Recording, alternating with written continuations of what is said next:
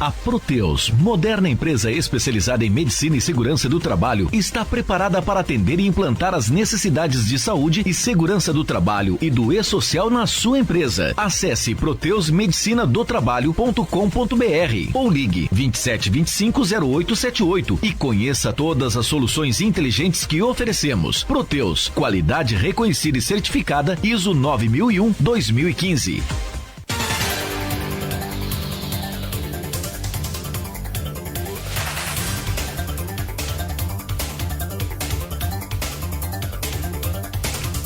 Bom, 8h06, voltamos aqui com o Folha no Ar.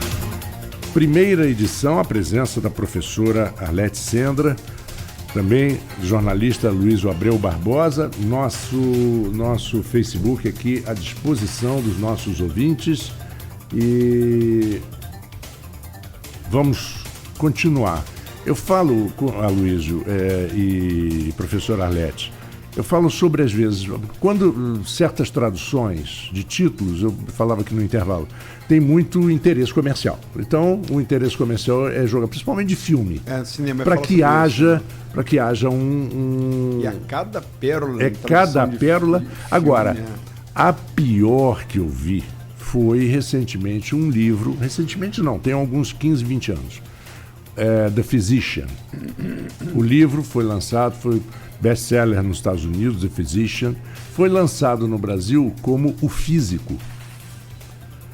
Gente, ele já começou mudando a profissão do cidadão, porque physician é área médica, é médico, clínico geral. Ele transformou o sujeito em físico. Em ciências exatas. Aí você passa, lê o livro todo, depois... Sai da biomédica para exatas. Exatamente. Aí eu fico imaginando assim, a cena engraçada, você terminando o livro. Bom livro, mas cadê o físico nessa história toda? Sumiram com o físico. Sumiram com o físico. Ninguém viu o físico na história. Vamos lá. Mas professor, o Marco estava levantando aqui e a senhora, vasta conhecimento literário que a senhora tem, né? Uma das literatas tem com referência em Campos, a senhora, o professor Joel, a Analice, são pessoas assim que... nomes que a gente tem muitos a citar, né? Nessa linha. Eu digo para mim, que sou Sim. pretenso e medíocre criador de literatura e poesia, mas vocês para mim são... Né? Eu me lembro uma vez, estava entrevistando o Canaã Ferraz, o poeta, que é um grande, também um grande literato, professor da FRJ, e a Analice estava na plateia. E eu deveria dialogar com o Canaã. A Analice fez as duas perguntas, que eu falei, Analice, vamos fazer o seguinte, eu vou para a plateia, você vem para cá, porque estamos nas posições erradas. Mas, enfim, como é que você vê essa coisa que o Marco estava falando, esse problema da tradução? A senhora traduziu 3 prosistas, mas um deles,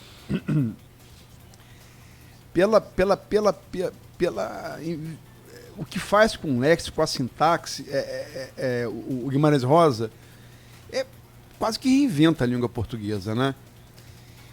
Lógico que Machado é o nosso monstro sagrado da prosa, mas ele traz essa característica que talvez só tenha a poesia, né? De você ressignificar a palavra, né? E um caso análogo, eu até usei isso aqui com a Adriana aqui, eu acho que é o James Joyce na língua inglesa. Como traduzir esse pessoal para uma outra língua? Como não perder a compreensão? Olha, não é tão simples. Se você apanha o original, o próprio James Joyce, e ler em inglês, e você lê em português, você vai ver o quanto você perdeu, se você tem o domínio da língua estrangeira, o quanto você perdeu nessa tradução. Então, o livro traduzido não é o mesmo livro escrito. Entra também um outro elemento, que é o elemento do tradutor. Então, você apanha o mesmo livro com diferentes tradutores e você vai perceber que são diferentes leituras feitas. há uma grande perda. E como há também uma questão, eu acho que é análoga à leitura que você faz. Ler Guimarães Rosa, a primeira vez, não dá a dimensão de quem é ele. Primeiro, causa um grande estranhamento a leitura do Guimarães Rosa. É um grande estranhamento, porque ele vai buscar, eu penso que a origem realmente da língua. Ele vai buscar a palavra no seu nascedouro, e ele vai usar essa expressão. Ele é mineiro, né? Então, ele tem essa capacidade de ir buscar a palavra e trazê-la no seu sentido virginal, eu diria assim. E é o sentido da palavra que vai perdendo a sua virgindade à medida em que você vai trabalhando com ela, e ela vai se tornando mais popular, mais comum. Então, eu acho que a leitura do Guimarães Rosa, para fazê-la, você tem que trabalhar a desvirginação das palavras, porque senão você não chega a ele.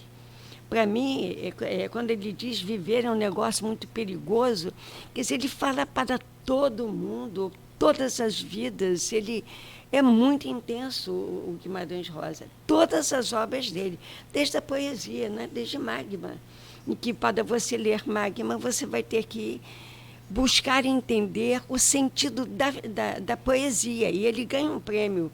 Isso eu nunca entendi, esse primeiro prêmio literário que ele ganha, porque você tem que entrar ali desconstruindo as palavras para o seu universo poético. E me parece que está aí a grande questão do Guimarães Rosa. Você tem que ter um universo poético que dialogue com o universo dele. Porque viver também é uma poesia. A gente fala, porque são pessoas assim que eles. Eu acho que o que Guimarães fez na prosa, tem um caso análogo e muito inspirado nele, é o que Manuel de Barros fez na poesia, né? Essa coisa de você ressignificar. Sem dúvida. A palavra. E tem uma passagem bonita que Manuel de Barros, que morreu há pouco tempo, né? Um dos grandes poetas brasileiros, certamente dos grandes do século XX, que ele fala que ele encontrou, que Manuel de Barros foi reconhecido velho, ele, né, já tinha... Ele estava com 40 e poucos anos quando ele começa a descobrir que há uma poesia dentro dele. Não, mas ele foi descoberto ali pelo Milor Fernandes, que passou a publicar no Jornal do Brasil. Ele já não era mais criança, ele já tinha sido advogado, já estava na meia-idade, né? Ele foi descoberto, não foi novo, né? Como outros poetas, como Vinícius, como João Cabral, enfim. Que são da mesma geração dele, geração de 45, embora ele não fosse da geração de 45, mas enfim. Ele narra um encontro que ele conta em Guimarães Rosa, ele era do Pantanal, voltou para o Pantanal, ele foi advogado da colônia de pescadores de Copacabana, né? E depois voltou para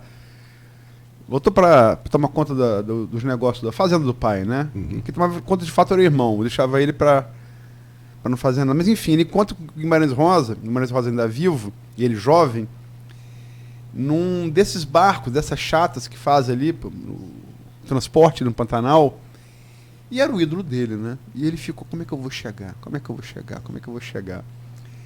E aí era um final de tarde, assim, né? E Guimarães, na popa do barco, debruçado, olhando, aquele tom carmim do sol se pondo, ele chega a tomar coragem para Guimarães Rosa, essas andorinhas encurtam o dia.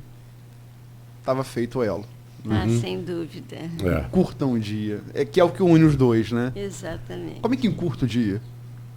Como é que ave encurta dia? Né? Exatamente. Porque, na verdade, a linguagem poética, que nós temos N modalidades de linguagem, a sonora, a pictórica. A pictórica é belíssima, eu adoro a linguagem pictórica. Essa linguagem verbal, muitas vezes ela não tem tradução em palavras. Ela é traduzida no sentir. É o sentir que vai nos dar a dimensão daquela palavra. E isso você encontra sistematicamente em Guimarães Rosa. A cada passo do Guimarães Rosa, você vai encontrar a palavra a ser vivida e não ser traduzida. É como se ela própria portasse a vida. É um escritor difícil, É muito difícil ler Guimarães Rosa. Não foi fácil trabalhar Diadorim. O possível de chegar ao Diadorim é porque a alma é feminina, né? E ele teve que lutar com esta alma feminina. Ele lutava com a alma, ele não lutava com o corpo, porque o corpo não era... Ele não tinha o direito de assumir um corpo feminino. E também essa impossibilidade de se assumir o corpo feminino com todos os desejos que eram provocados pelo Riobaldo, né? É também alguma coisa... Que é uma relação que se dá desde criança, né? Exatamente. Uma relação começa aos 9 anos, né? E eles vão se encontrar e se reconhecem, né? Já adultos se reconhecem, têm toda essa memória. Não foi fácil. Para mim, foi o mais difícil. Trabalhar do Guimarães Rosa foi, na trilogia, a mais difícil. Quando a senhora fala de tradução, eu me lembro um comentário do Ariano Suassuna sobre o idioma português, que ele dizia, nem o português, o brasileiro, né? Que é diferente do português, o brasileiro. E ele cita, ele dá um exemplo, assim, ele pega um copo e fala assim, isso aqui para mim, por exemplo, é copo.